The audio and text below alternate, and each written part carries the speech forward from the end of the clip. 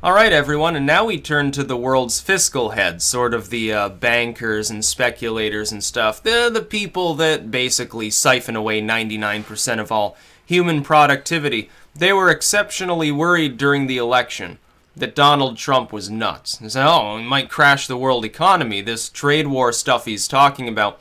Oh, it'd take money away from multinational corporations. Oh, the horror. Oh, it would stop funding some of these terrorists that justify proxy wars in order to prop up certain segments of Western industry. Oh, the horror, it'd be so terrible. Now, of course, they say that he's sane.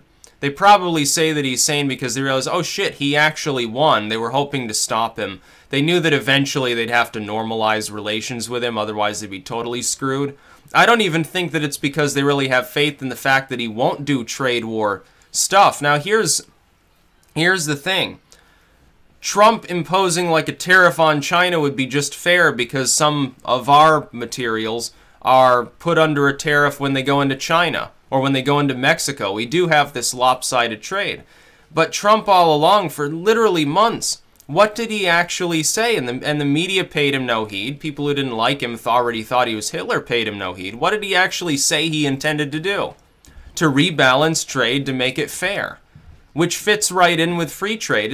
It's how is it free trade if we enter into an agreement where another country is constantly imposing taxes and tariffs on all of our goods and we don't do that at all? How is it free trade for our business endeavors to get screwed here? It just doesn't make any sense.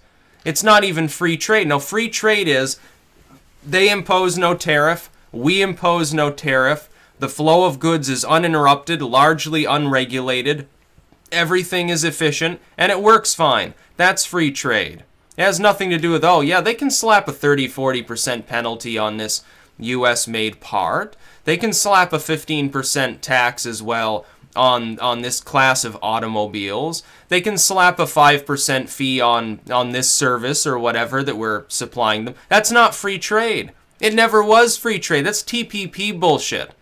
About so-called free trade deals that don't lead to free trade. They don't help us. They don't really help the people in these other countries. It's not helping their productive aspects. It's not helping their labor class. It's helping a bunch of like multinational CEOs who, by the way, they don't even have loyalty to the other country. We get screwed, they get screwed. The people at the top, the multinationals, corporate entities with, companies, factories and firms all around the world, subjugated to them, some massive parent company. It's like media groups. You get some media conglomerate and it's got its hands in half a dozen nations. Well, no shit, it's not going to have any specific national loyalty to anyone. Whoever gives them the most money, yeah, that's the line that they're going to push in all these nations. Haven't you noticed the fact that like CNN often takes up a line where it's encouraging something that is directly averse to what will be best for our nation? It's because it's a multinational company. It's not some U.S. firm. It's just a subsidiary that's within the U.S. It's what happens. So these fiscal heads, during the election, when they saw that Trump intended to not sign the TPP, which was very good, to reform or remove NAFTA, he now leans towards reforming it, which is fine. It doesn't really matter.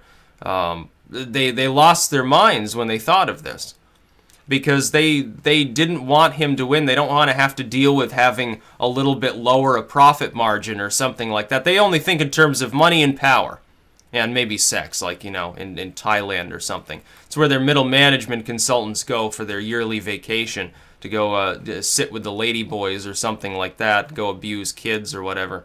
That's what happens in the world today. That's what international bankers do. It's what all the fiscal heads do. They're terrified Trump was going to take away all their toys. Now they realize, oh, well, he's not going to collapse the world economy. Well, they realized that to begin with. They weren't being honest with people. They wanted Clinton in there. Clinton's really, really good for business. Yeah, the Clintons are tycoons when it comes to making record profits for some multinational corporate entity. So they wanted her to be in there because they know how to deal with her. They know what to promise her. They know what they can get in return. She's already been in the White House. She already helped coordinate all the murky deals that Bill did. It was at least 50% Hillary's involvement to begin with. Oh, they love that. Oh, it'd be so great for them. They don't care if she's like old and withered. They don't care if she's a war hawk because that makes them money too. They don't care if she, is having collapsing and overheating and stuff. They don't really care about that. They wouldn't care whether she lived or died as long as she can deliver some of those corporate profits to them. So good on Trump for not signing the TPP. That was one of the first things that he did, decide not to do that. It was one of the best things that he's done. Some people act like they've forgotten all about that episode, and they say, oh, he's a shill for the multinationals. Well, if he was, then he would have signed the TPP quietly, or he would have held off and said, oh, well, we're going to have to take a look at this, and months later, very, very quietly and behind closed doors, he signs it or something. But he didn't. He just scrapped it and said, nope, we're not signing it. By the way, I'm going to take a look at NAFTA, too. Good. Yeah, that'll get U.S. industry moving again. It's not going to solve all of our economic problems, certainly not overnight, but it's certainly helpful. The TPP would have destroyed so many U.S. businesses it wouldn't be funny at all. It'd probably hit a recession.